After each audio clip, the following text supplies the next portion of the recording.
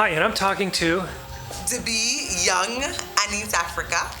And you were talking at the Festival of Dangerous Ideas. Yes.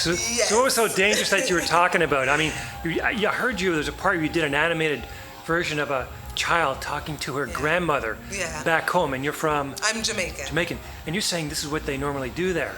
Well, the character is meant to personify a young girl, 8 years old maybe, and the natural inquisitive nature that she has. In the piece, she asks her grandmother a million questions, but these questions are very pertinent to our idea, or dangerous ideas, of the commons, of what is held commonly amongst the people of the earth. And she's asking about what are borders. She's asking about what bonds people together. She's asking about what is kindness. She's asking about who gets to decide who gets to be treated lovingly or not. She's asking what is the value of our lives. And those questions are meant to stimulate in our minds not only the sort of childlike innocence with which we can approach the world, which will immediately dispel these ridiculous notions of borders and people who aren't citizens.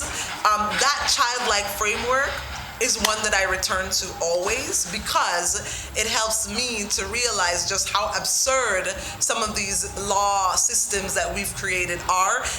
We have to pay rent to live on the land, or we have to buy the land and give money to someone. Like, that's absurd. Like, the lions don't pay to live on the land, and like the animals, the beetles don't pay to live on the land. Like, we are animals as well. Why are we paying to live on the land? It just makes no sense. So this young girl character is essentially holding a mirror up to us by asking these very, very intelligent and very simple questions.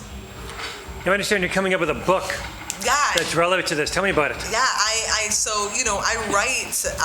write as a way to stimulate dialogue in the community. And so on the 25th of November, I'm launching my third collection of writings called Oya, inspired by the goddess Oya, who is responsible for like radical transformation, and who's considered to be the defender of women. So it's a collection of poetry that looks at the state of the world, like what's happening in the world.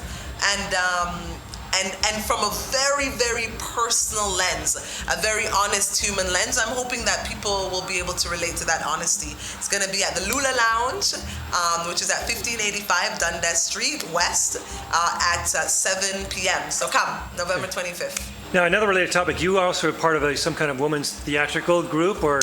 Yeah, I started Collective? the Watah Theatre, which is in the Distillery District, and it's actually a group for it's a theater collective for everybody. We run residencies all year long, different kinds of residencies, and we run tuition-free residencies, bartering residencies. Hold on, you said tuition-free? Yeah. Did I hear correctly? Yes, you did. Okay, continue. Tuition-free residencies, bartering residencies, and if you want more info, just go to www.watah.org. Back to the Festival of Dangerous Ideas. Here's a dangerous question from ask. What message do you want to convey to the people that are here and to the world at large, from your perspective and from your contribution at the festival, in a nutshell? The most important idea I'd like to communicate is that each of us are personally responsible for the space that we occupy on the planet. If I'm going to talk about change out there, then I must talk about change in here. If I'm going to talk about how the land is being treated, then I must talk about how I treat the land. Personal accountability, always. And on a deeper level, I think you would concur, is that you'd be talking about the body, the earth, how you hold the land, but how you hold your own body as the earth. Absolutely.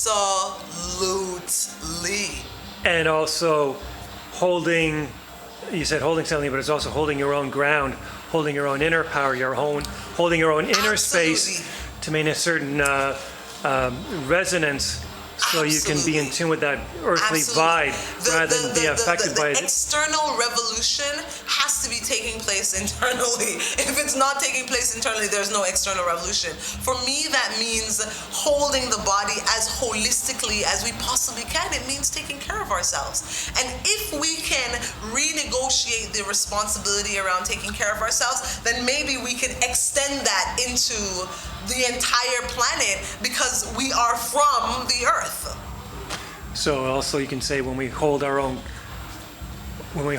individual space, which is a journey, we're able to hold a common space. Yeah, absolutely. More information, you get a website? Website is www.dbi333.org.